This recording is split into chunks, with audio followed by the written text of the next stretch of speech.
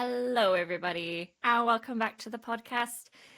So myself and Katie are joined by another Katie, the infamous Katie Gascoyne. So Katie, whoop, whoop, whoop. Hi, Katie. It's me. It's Katie G.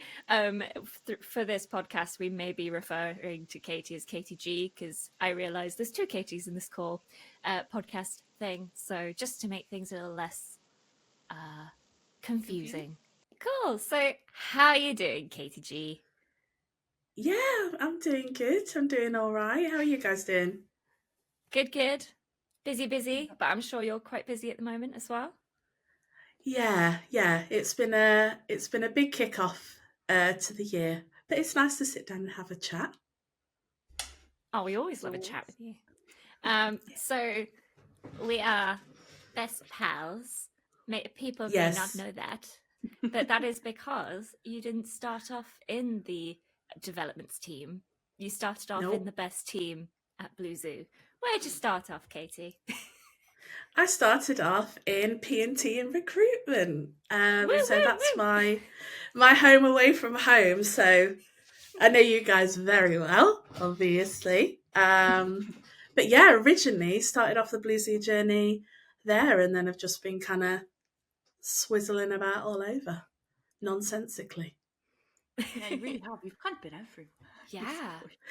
Yeah, surprised people aren't sick of me, really.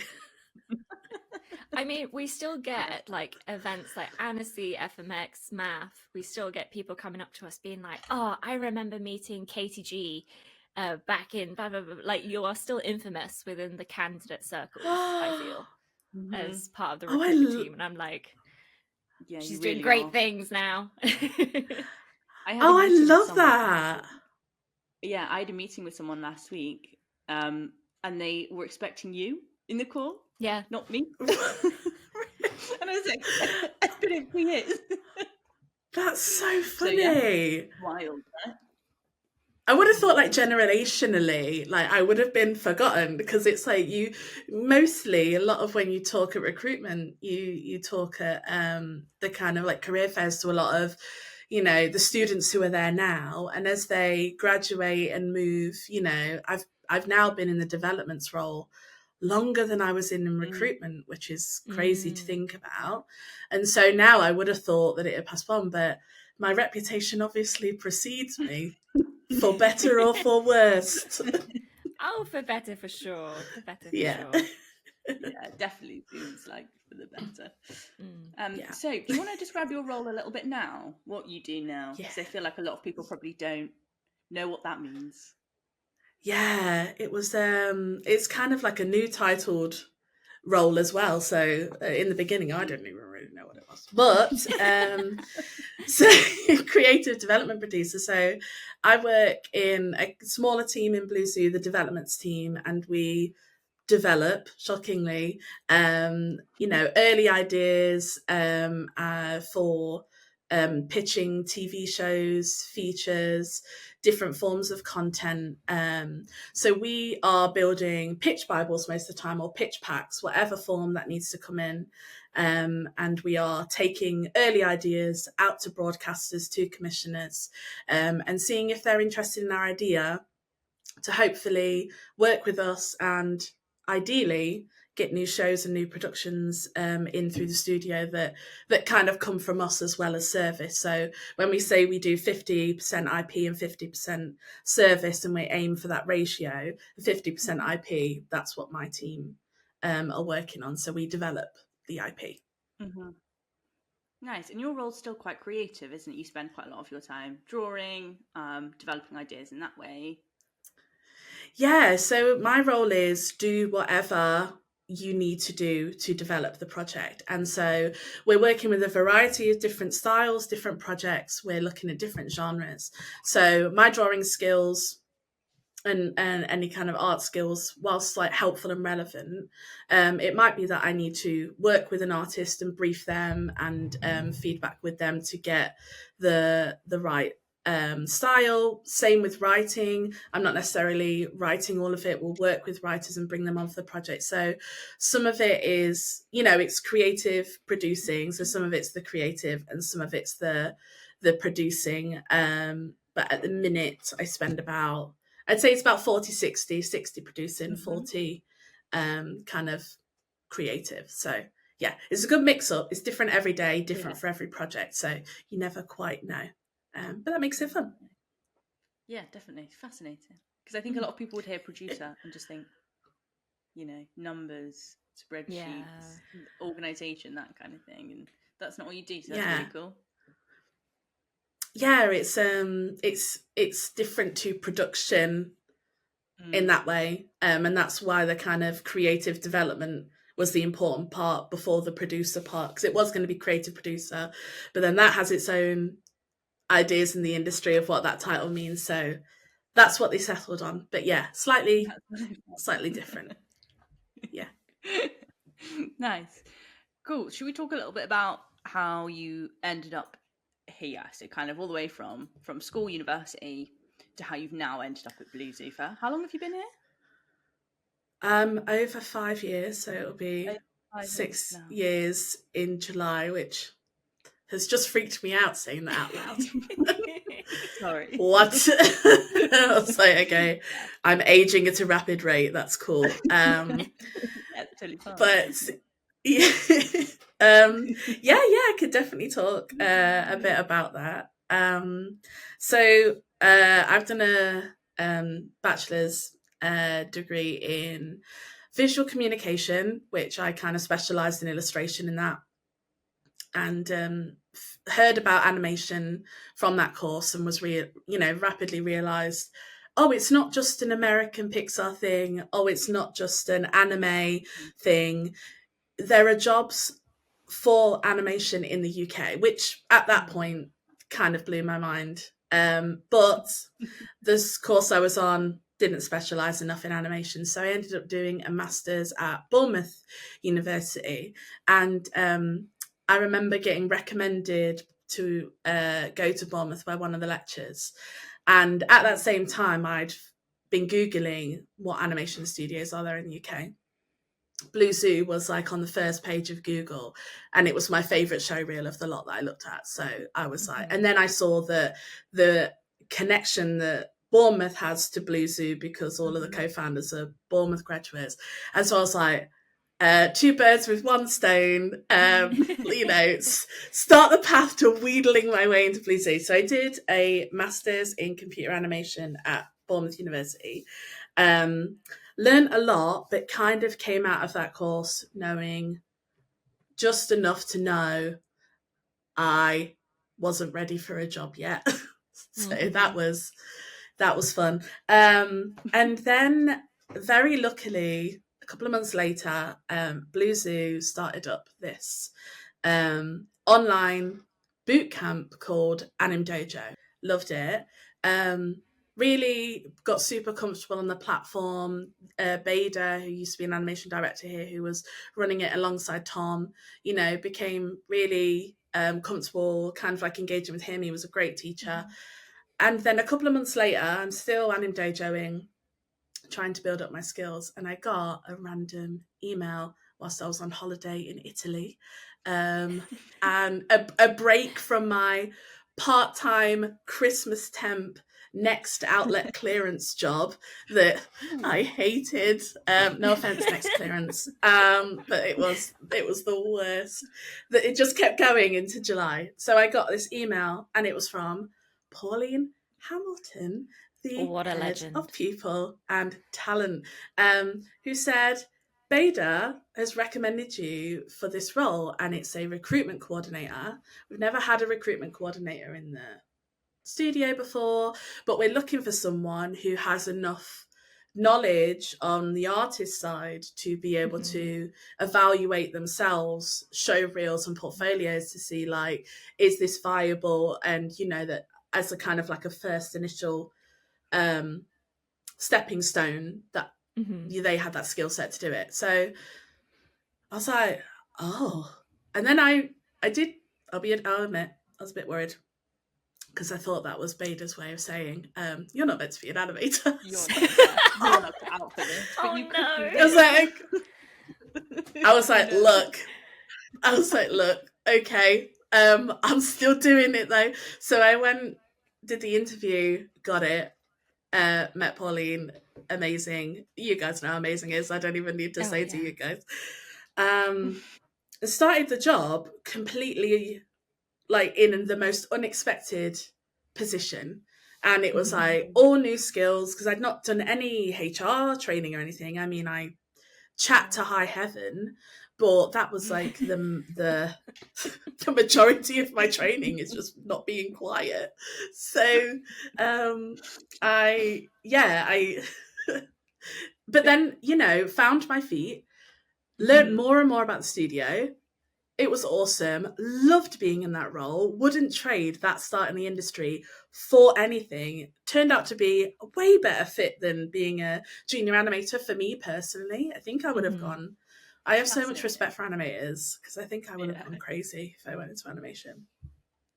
It is so impressive. So, and then whilst I'm in that role, getting to know people, there's the Blue Zoo Shorts program that we have, and the first Blue Zoo, so the Blue Zoo Shorts program, it happened every Christmas. Sometimes they'd have a summer one, but usually it was every Christmas when I was starting. The first one, I didn't apply for because I thought, I'm in recruitment, I'm a junior, I don't have production experience, it's not appropriate. So I said to Tom, oh, I didn't apply for this one. And Tom was so disappointed. He was like, I never want anyone to feel like that. I want everyone to feel like that, because otherwise it's not an open-ended fair program. And he's like, you know, that's so disappointed to me. So I really took that mindset, applied the next year and got it, and got to direct a short film, a music video for Scouting for Girls for Christmas called Let's Not Go Away. And it was super exciting. And after that point, the creative bug had really bitten me, as happy as I was in recruitment. I was like, oh no, I do actually really want to do a more creative role. And from that point, from how I handled things in the with the pitch, like pitching my idea for the shorts program and how I handled it afterwards, the feedbacking, it got noticed by Ollie, one of the other co-founders, who mostly works with the development team. And they put me forward for this role. And it kind of seemed to be like a bit of a blend of all those skills that I'd been working on before and the ones I'd gained in recruitment together. So I ended up in this role quite by accident. And that's how I got there. Yeah, because I suppose you were never really like planning to be where you are now, or really saw yourself being in the role that you're in now, doing what you do now, right? So that's No, I had no idea that this job existed. I never expected to be in this role because I just had no idea that it even existed. Even after I'd been at Blue Zoo for nearly 3 years, it just because it's quite a hidden role. It's not. I think at university we talk a lot about the artist roles where it's production, because they're the majority of roles that take up the studio, and even like short form, you know, or kind of smaller studios where you have more generalists. There's a lot of talk of those, whereas like for development, it's not every studio has a development team. Every studio wants to develop things differently because they have different business strategies, and you know, they all have a different way of doing it. No development team is the same. So it's, you know, I'm kind of glad that I didn't know about it beforehand, because I wouldn't have even known where to start. I think the majority of development kind of like creative producers and people that I've met in the industry, they kind of came from a bit of a generalist artist background, and they were already at their studio, and then the studio eventually migrated them into that role, rather than it kind of being a really specific job application. Because it's just if you type creative development producer, It's not really on LinkedIn or Yeah. anywhere No, like it's that. not. So it's kind of adapted per studio. So yeah. Yeah, definitely. And I feel like, I don't know if you were the same, but when I was at university, like the whole development process or the pitching process, it was almost quite like mystified. Had no idea how that worked. We weren't really taught about how that worked, even in a more generalist sense. Yeah. So the idea that those roles are even there is kind of like, wow. Yeah. Who'd have You thought? just don't even imagine that they're kind of as full-time as a production artist position. I think I think that because in pitching at university on like animated courses, we pitch our ideas for like group projects and things, and they're taught as like, you almost see them not necessarily taught this way, but you see them as this is the beginning of the project just to share our ideas, but you don't get to do that in the real world, so never think you will. So you don't, it's not a line of thought. You pitch it to get to do the bit that you think you're gonna do as a job. You know, that's the and I loved that pitching bit. That was like my strongest part of university, was the pitching and the pitch Bibles that I did, not knowing the foreshadowing to come at all. Life's funny like that. Yeah. Strong foreshadowing. Surprising. Yeah, but it's it is really mystified. But they do exist. I Well, exist. I think when we go to events like Annecy, FMX, Math, and we come across a lot of people who are visual development artists and designers, and we look at their portfolios, it's like, this is basically like a pitch Bible that they've created. I think there's a lot of people that probably want to go into a position like yours, but just don't know how. And I'm just thinking now about your team in general, and because there's yourself that came in, you did a master's in animation, you did some anim dojo, you came through recruitment and then went that way after you did the pitch. There's Charlie, who's a storyboard artist, I think, originally, and then he's moved into more of the writing side. Like, is there, I guess what I'm trying to say is, it doesn't feel like there's a one way in. It feels like there's so many different ways in to get into a position like that. Totally.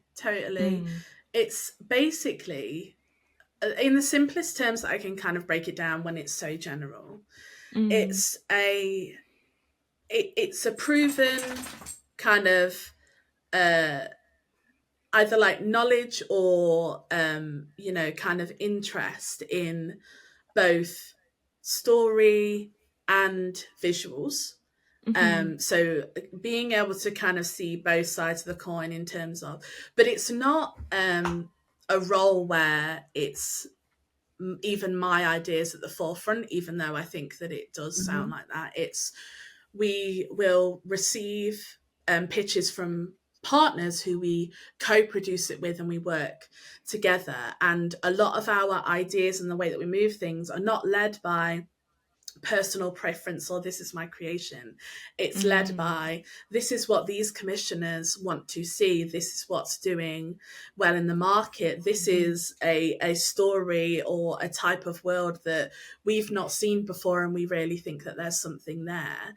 And you're working very much as a team with other people. So I think that there's a lot of I would just say that anyone who's interested in following this, I think your ideas, like your contribution on productions, they do come into play, but it isn't the I'm not creating my TV shows, if that makes sense. Like, I'm not, it's not my idea. These ideas come from everyone, and I'm responsible with other people in the team to mold it to have the most ideal form of success when we pitch it, based on the knowledge of the market that we have. So there's I guess that's an element of it, because I think that there's a difference between working as a creative development producer and pitching your own show and being a show creator or a showrunner, which I think is a dream, a show creator and a showrunner. And hey, have the dream. It's a great dream. Like I have that dream too. Wouldn't it be amazing to be the creator of like a really successful show that your idea? But that's a separate thing. We would get pitched those, and then we would develop it with the people. So it's that part of the process rather than right at the forefront. We're very early. We're much early compared to other departments, but we're still not. It's not all our originals, if that makes sense, because that would be also like really unfair, right? That if I'm just in that role and I'm like, so I'm deciding all of Blue Zoo's TV shows in the future, it's like, no. Okay. No. Yeah, definitely. I think that's really important to make that distinction. Thank you for that.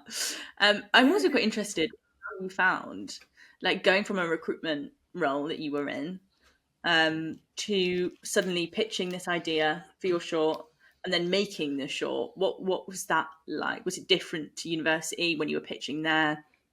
How did you find that whole process?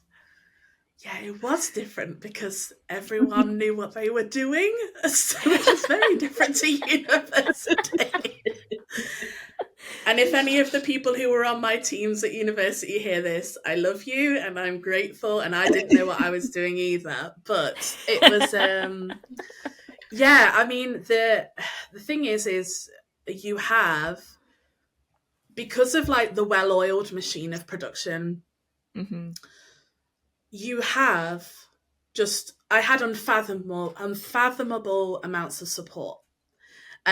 So the pitching for it was kind of I'm a go with your gut girly. That should be a catchphrase. I like that. I'm a go with your gut girly. Oh yeah.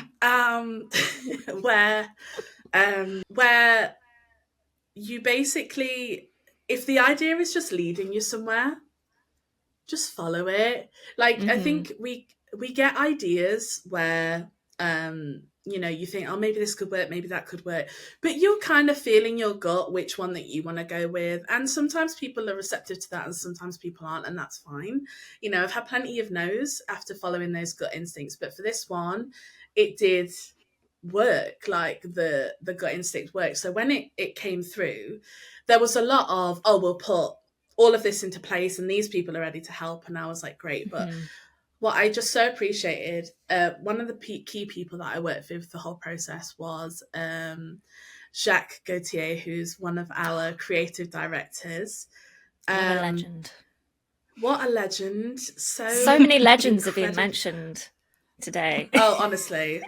I'm just going to keep like name dropping everybody. But he was so supportive, but in a way where he absolutely trusted me to direct. There was no, despite the fact that like the years and years that it's been in the industry, and he's worked on some colossal projects. He was working on a Nickelodeon show at the time. He did Gumball before. Like he's been around, but he's still, it was my choice. And it was, here are the options. There was no level of patronizing, and I encountered that from every single person I worked with, who made me feel like I wasn't this first time newbie, that they gave me the respect of a director as a director of the show, which I don't know why I expected otherwise, but I thought that there would be like maybe some like, oh, she doesn't know how to do that, so we'll do it for her. But they were so ready to just, they were like, what do you want?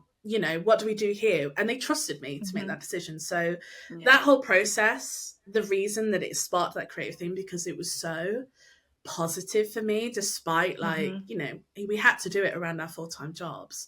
So it was a busy time, but the connection of working with people to create something was so immensely positive. Just from the support. So yeah, super grateful for that experience. Amazing. I mean, if anybody's interested, there is a behind the scenes video, I think still on the Blue Zoo Vimeo. And I know this because when I was interviewing for the role of my role now, I did my first interview, I had my second interview coming up, the short had just come out and the behind the scenes had just come out. And I was watching that, I was studying, and I was like, so this is Katie. This is the infamous Katie they've been talking about. This is this person. And I watched that video back to back, just being like, this looks like a great place to work. But it's a great behind the scenes, if anybody wants to watch it. Oh, I will say, Jacques, bless him, he's camera shy.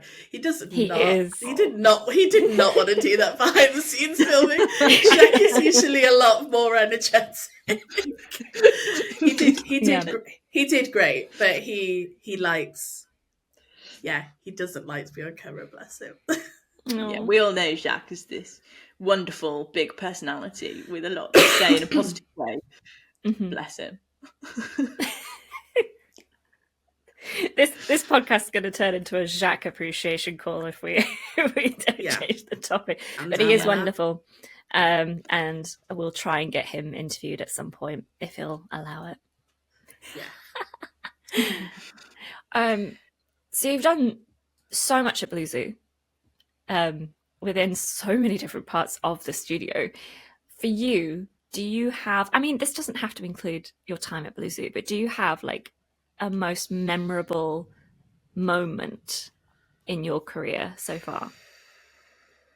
I mean, here the first time I found out that I'd won the shorts pitch was a really big one, because I wasn't at my desk when the email sent out. I had to like ring somebody up about like a recruitment thing and just check in with them. And I remember coming out of like the corridors of the studio and walking back to my desk, and suddenly everyone turned to me and going, and I'm like, what's happening? And then I look in the corner. Yeah, it was so weird. And then look in the corner and Pauline's like, and I was like, no. Get to my desk and there's like 30 replies on the email chain. I had to scroll up to even found out that I had won it. So that was a really big one. And the second one was that I'm phenomenally proud of. So when I first started in developments, the first project that I got, I was, again, Blue Zoo have a habit of this, which I enjoy, because it's not how you're taught the rest of the working world works.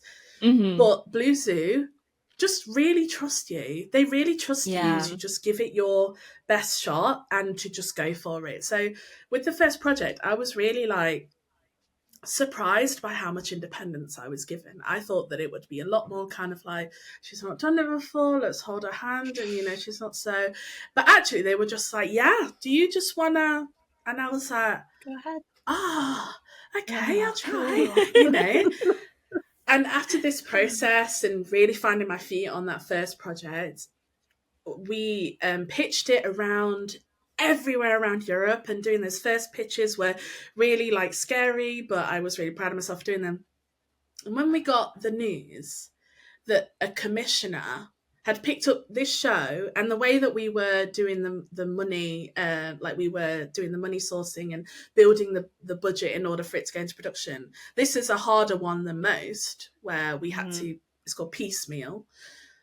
So it was, it wasn't a one that was like a super guaranteed, but someone picked it up, and from that commissioner, it was one of the fastest decisions they'd ever made, allegedly, on a show when it went through. And that was my first ever project. And when there are projects that sometimes sit for 10 years before ever being picked up or never get picked up, and, there's plenty in the developments catalogue that hadn't, and it was just like, and it wasn't just me, it was a great show, and it was built by so many people. But to have the first one that got picked up so quickly, and that it's now in production and it's going to be released, the first episode's releasing this year. So sorry, can't give any details out on it because it's still under NDA, but you'll figure out what it is later in the year. It's that I was so proud of. And it really made me feel like I could do the development thing. Okay, I can do this. I can do this job. Yeah. Me and Katie S have had some behind the scenes of this new exciting production, and it looks amazing. But like looking at the Bible and looking at the first tests and stuff. I don't know if you've seen any of the animation tests yet, Katie G, but I have. For me, yeah, they're amazing. For me, I'm just like, there's a bit of Katie G magic in this. So please watch it and see the amazing work that Katie and the developments team. Please watch this show that we can't name, can't give you a heads up about. Please, it's not out yet, but please watch it. Yeah, that is a massive achievement on your part, I think. Yeah. And like, how long was that process? How long was it from you from the beginning to it essentially going into production? How long did that take? Oh, so that one, it was about a year from starting off the project from scratch, really, really early days. Yeah. Mm. And a year, just about a year until when we pitched it and the main broadcasting partner came on board. Mm-hmm. So that was a year. And then it was about another 9 months from that point to when it started in production. So it was, nearly 2 years, which is actually really short. So that is pretty quick. I assume we've still got some that you've been working on for years that haven't moved forward or things like that in devs. Or are you really lucky that all of my yours second one? Well, my second one also got picked up. I was Magic. like 2 for 2. 2 for 2. That one was a co-production one. We had co-production partners for that one. They were awesome. But that one also got commissioned. But even then, commissioned, they give you a portion of the budget. It still might not go through if the whole budget, for the first one, we did manage to fill up that whole budget and start production. For the second one, it has been commissioned, but the budget is still a bit of a question mark. There aren't any, because the ones that I did the earliest got commissioned. There are currently none that I've been working on. Well, I say I've not been working on it for longer than 2 years, but there are some that have been ideas that came from the original creator that started off in like 2016 that still are being developed. So and that's just it the can be nature a of the really industry. There is and no that's set about time scale. It can be a really long time. So well, yeah, because we're trying to convince people to give us millions of pounds. Yeah. We don't really like to do that unless they're really convinced. Surprising. Okay, cool. Shall Yeah. we move on to some questions from Instagram from the audience? Yeah. Is it just Instagram that we've got today? Yeah, just It is Instagram. indeed. Okay, so from one of our own, actually, from Malachi, we have... what key skills do you apply to your current role that you learnt from directing a short? From the directing portion of it specifically, it's definitely the communication with working with multiple artists towards the same goal. So it's like it's the directing of it. I mean, I'm in my role, I'm not a creative director, but as a creative development producer, I am providing direction to try and get everything to meet the same goal when working with lots of different people, because we work with artists across the studio who aren't in developments either. We work with freelance artists, so it's all got to come towards the same goal. So definitely it's the communication side of it and pointing everybody to work up towards like the same path and the same goal.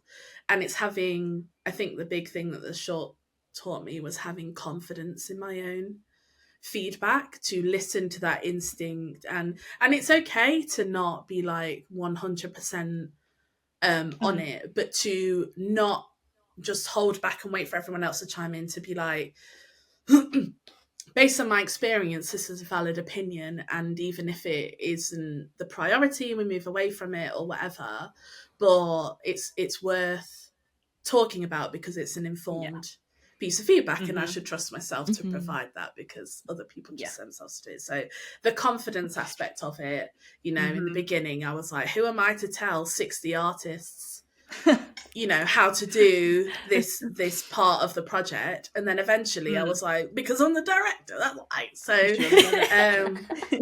you know, yes, yeah, you know, it's like, how does anyone ever get anything done if they have that mindset? So, you know, with this, it's like I'm working with artists who are more experienced than me and they've been in the industry longer, and maybe they're chivalry and none of their ideas are bad, but I have to be the one to say, but this is the one that's appropriate for this project because I'm the one who's over that part. This is my part of the job. So yeah, confidence and communication, definitely. Yes, definitely. And next question. This is from Renkumu Art. Hello, Katie. Are there any tips you can give in regards to getting your showreel seen by recruiters? Oh, I mean, we're going in. How much time have we got? We could talk about this for another hour, but I'm not going to. I mean, you have like the obvious channels, right? You have applying into your like applications, and you have I mean, LinkedIn is one, and you have recruitment fairs, which not everybody is able to travel to, but there are more local ones than I think people think.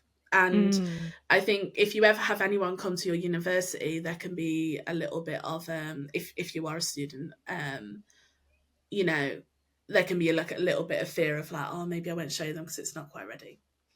I think like always take the opportunity whether you feel ready or not. But I think like ultimately it's not very helpful, but if you work at creating a good showreel, it will get looked at because people will want to look at it. You know, you have to do the work to put it in front of people, you know, applications and, you know, having a portfolio website or an Instagram or a LinkedIn or somewhere where your name is online so that people can find that video. You have to make yourself accessible. But if it's a good reel or a good portfolio, it has like potential and skill in it, and you've worked hard at that. People will watch it, you know, because it won't be one that gets skipped by. It will be looked at in full because it has potential. And I think like if you're finding that maybe it's not getting seen enough, there's never, you know, keep working at it. I think one of the things that like it was a mistake that I saw like a couple of people made on my course was they finished their show reel after uni and they didn't get any work immediately from uni, which is fine because I didn't either, and it's the majority of us that's the case because we still need time to develop skills. But it never got updated even years later, and you need to, you know, if someone's not receptive to something initially, it's like what we do in development. We pitch something and maybe people aren't grabbing it. So we need to develop it further and we need to keep adjusting and, you know, pushing the right bits forward and making it into something better. That's just, I think. So I think keep working to improve your reel. But if it's got skill and it's got potential, people will see it as long as you give them opportunity to. By making yourself accessible. Yeah, I think me and Lauren say this similar all the time about developing your show reel. I don't know how many times we literally say it all the time, and it's so true. Just keep developing it. Just keep going. Yeah. And that's so interesting, that comparison to developments. I love that. Yeah. Yeah. I thought of that last minute in my head and I was like, I'm going to run with it. It's great. That's going to be a soundbite for later, isn't it? Write that down. Yeah. Okay. Next from Valentina Nikolova.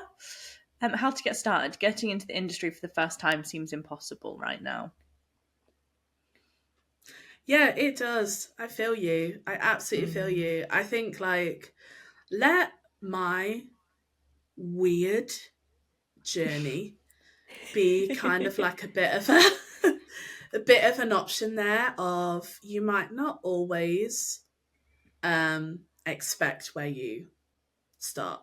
I think that it's really encouraged, and again, because it's the majority of the way people go in, so of course that's going to be, you're providing the information that has like the least risk associated to it, and I get that. We're taught a lot, I think, like, education industry wise, that you train as a modeler, and then you apply for modeling jobs, and you become a modeler, and then you become a senior, and then you become a lead, and then that's a perfectly valid track. But there are plenty of people who start off somewhere different. My job in, like, my time in recruitment has made me a much better creative. Just there's no way that I would be where I am now without that. And I mentioned it earlier, I was a little bit kind of like, oh, maybe this is their way of saying I'm not meant to be an animator, and I never really touched on that again. But it was like, I found out later, some animation directors were like, oh, do you want to try a shot, like, for a show? And I quickly realized animation wasn't for me. Because I liked the story side and the early idea side, but it was very nice of them to let me try. But I was a little bit upset because I was like, it was a great opportunity, but I'll be totally honest, I was like, I felt a tiny bit discouraged by that, but it didn't mean anything. It was that any start that you can get in this industry is still valid. I think that there's a worry that you can't sidestep, that when you're on a path, and it's locked. And I think it's fair to see that, because people will only hire you for jobs that they see that you can do. And when you're on a path, they've seen you can do that job and they see you grow, so then they just keep putting you further up that path. And so I get it. I think the trick is seeing the unspoken opportunities where you can prove something different. So we had this thing at work called Daily Doodle, and that's where anyone can just like throw a drawing in and like throw a sketch. And until I submitted something, when I hadn't like drawn in a while, but I submitted something for the first time, and no one had any clue that I could draw before that point. And I think they were more impressed than if I would have been a concept artist, because they weren't expecting it. And I got messages from like tons of people like, Katie, this is an awesome Daily Doodle. I didn't know you could draw. Just, and that, whilst it's a fun thing, there was an opportunity there in more people finding out that you have an extra skill. And later on, whilst I've been in this job, I've been borrowed by the short form team to illustrate and be like the main illustrator on one of their short form projects for a campaign, because they knew that I could draw, Yeah. And it's the same thing with the pitching program, and even if I hadn't won in that scenario, they still would have been aware that I'd put together a decent pitch, because it was less about how the short had turned out, and it was more about the kind of early decisions I made and my comfort with speaking my ideas. And that was an opportunity to prove a new skill. And the obvious ways to do that are portfolios and reels and applications. That's the obvious ways to provide the evidence that you can do it. But look out for those opportunities, because once someone sees that you can do it, then they could give you a chance, especially if you're a nice person. They usually do. Just be nice. Yeah. Just be nice to people. Just be nice. Yeah, be nice, guys. Be nice. Yeah. Okay. Next one. Oh my goodness. How would I even say this username? Triangulum Spiral 6? What helped you prepare you most for your career? I mean, I've always been talkative. I think communication And even if you're not a particularly outgoing person, there are a million ways throughout like school, growing up, grew up in like a big family and stuff that have helped learn about communication. Communication has taken me further than the majority of other things. And so I think those opportunities to learn communication, even when my first job was as a bridal shop Saturday girl. So I used to work in appointments in a bridal shop and stuff like that. And I was 17, trying to get like a 27-year-old to buy a, $2,000 dress. And I had to communicate nicely in order to achieve that. So there were plenty of opportunities to develop that skill. I think there's so many pieces of the puzzle that prepare you. Whilst I didn't come out of my master's as a fully fledged artist, I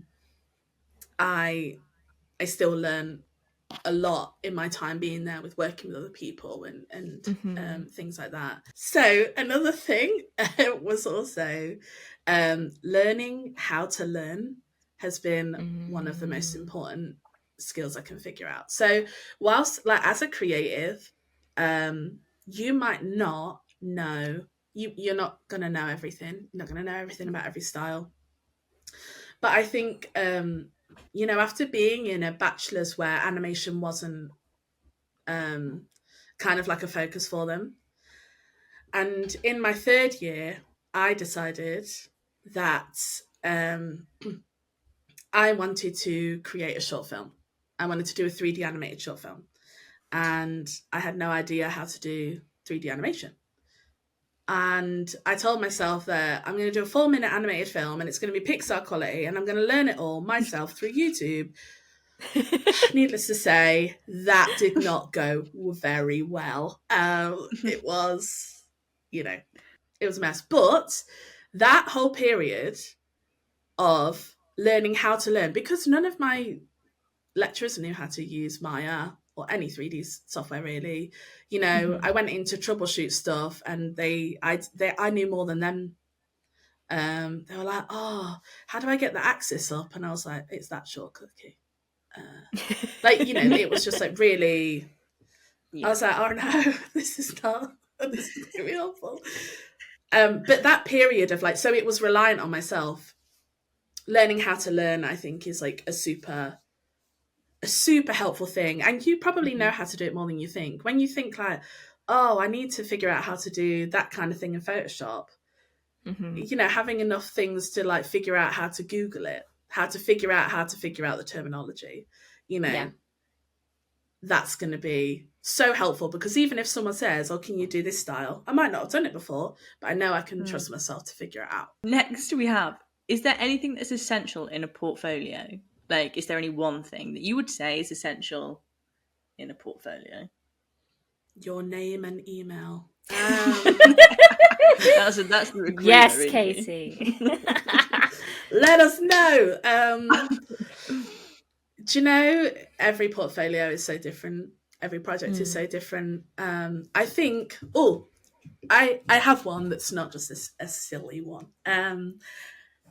It has to be a portfolio that's relevant for the position you're applying for. Because going back to that thing that we talked about where you have to prove that you can do skill, because people won't take your word for it and give you money on word alone. You have to prove, at least a step in that direction, that you have something that looks like you'd be capable of doing the job they're hiring you to do. So having a portfolio with relevant artwork material, it's really important. It's like someone saying, oh, I'm a script writer, and they haven't finished any scripts around it yet, or don't have any scripts. Or someone saying that they're a character designer and there's only storyboards on their portfolio. You need to be able to see that you can do what you're applying to do. So it always needs to be, generalist portfolio, cool, multiple different skills, cool, but there needs to be something in there that is relevant to what you're applying for. So relevant material. And your name and email address. Super important. I feel like this last question we've already asked, but we'll use it as a little closer. This is from Okay. Juan Miguel Art. Did you ever think you would end up in your position? Yeah, no. It's no. The end. No, it's it was because I just didn't know it existed, and I think that that's the kind of thing, isn't it? And it's not just relevant to this one. There's so much to do in this industry. There's so many different vehicles, and it is evolving all the time. I mean, obviously someone said that like it's near impossible to get in the industry now. It's different to when I started in the industry, even just 6 years ago. It's transforming all the time. You know, like streaming versus broadcast is changing everything. Digital versus like linear. It makes it's constantly evolving. So I think it would just be, I had no idea I'd end up in this role, and I still don't know. I don't know where I could be in 6 years' time. I still don't know, because it's wide open. Just be like open and visual about the multitude of skills you have, and be open to the opportunities that can come from those, because I could have been quite easily like, no, I'm going to stick to animation, I'm not going to go for the recruitment job. I still have hope that can go in, and I wouldn't be on the path that I'm on now if I hadn't been open to that initial offer. So there's no right route, there's no wrong route. It's not to say that like that would have been the wrong decision. I'm very glad to have made that decision now. You can't make a wrong decision. The world is the world. It's but you can make a wrong decision if you swear at someone and then you wanted them to hire you. That would be a wrong decision. But maybe don't do that. But I mean, in terms of like your choices, be open to those opportunities. Be adaptable. You don't know where you're going to end up, and that is absolutely fine. You'll be okay. You'll be fine. I like that as the end. Just, you're going to be fine, sweetie. Everything's going to be okay. You're going to be okay. Just visualize us patting you on the head. It's going to be all right, guys. Yeah, I'm going to use something that Pauline said to me when I first started, and I had like no clue what I was doing. She just would say to me, we're not saving babies' lives. And she's totally right. And if you are listening to this and you are saving babies' lives, thank you. But I'm not. pretty sure that, but we're not. I'm not. Katie and Lauren aren't. No one at Blue Zoo is. And if you would like to work at Blue Zoo, then that's not a requirement. So yeah, don't worry. You don't need that on your CV. I've got to say, we still use that saying. I mean, I use it daily. I don't know about you, I think we do use it every day. We get really stressed out about something, and we're like, this is the end of the world. But it's like, but it's not. Like, at the end of the day, we're making some lovely cartoons for kids. It's not the end of the world. We're not saving babies' lives. Obviously, it's still important, but it's all right. Everything's okay. It's all fine. It's all okay. I love that. There's inherent value in what we do. What we do is valuable. As artists, art is really important. I know that it's always the first thing to go in budget cuts, and as like things get like crunchier, people are like, oh, do we need to invest as much in kids TV? And it's like, yes, you do, because we are important. The work that we do is important, but it's just that reframing of like the stress on your like personal well-being, and that wider view of we're all achieving stuff together, but it's not that serious. Like, and we'll be fine. Yeah, just chill out and have a bath. You'll be fine. Love a bath. Love a bath. Thank you so much for joining us. This has been such a lovely call. It's nice to have the OG recruitment queen with us. and hearing about the guys. amazing stuff that you're doing currently in the developments team. I mean, we're constantly like, we're so proud of Katie G. She's doing so much. But yeah, you guys thank are you too so cute. much. Thank Oh. you. Thank you. It was really lovely. It was lovely to have a little walk down memory lane and just tell you everything about every thought that came into my head in the last hour. Reminisce. This is your memoir. Yeah. This is the Britney's Woman in Me moment. Yeah. You can't distinguish between the two, though. The exact same. Yeah. No, exactly. Anyway, on that note, thank you so much for joining us, everybody, and we will catch you in the next podcast. Bye.